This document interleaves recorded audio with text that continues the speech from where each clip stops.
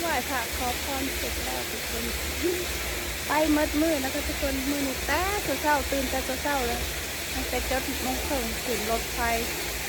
มาวังเวียงแต่จะมาฮอดจะออกเที่ยวหลายบ่อนนะทุกคนหลายท่องเที่ยวที่ว่าบางเวียงก็จะมักไปเนาะก็พาครอบครัวไปก็เลยมาจบอยู่ที่ถ้ำจ้างวังเวียงแต่ว่าสวยงามหลายขอแนะนำเนาะแนะนำให้ทุกคนมาได้เพราะมันงามหลาย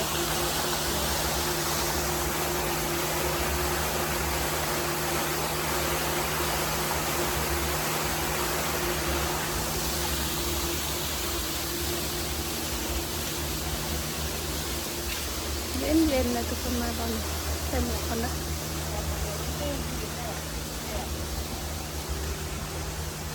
จะขึ้นได้บ่ล่ะโอ้ขึ้นสูงจังวะ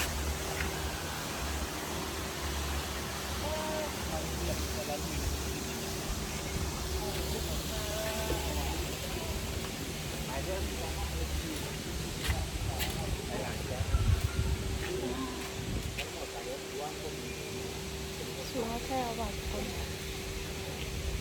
ได้นะความ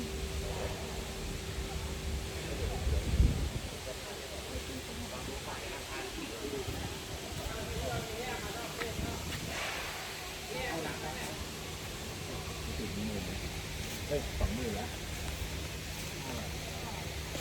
แต่อันลงมันบอกครับกูจะกิ้งลงเลยอันนี้นะ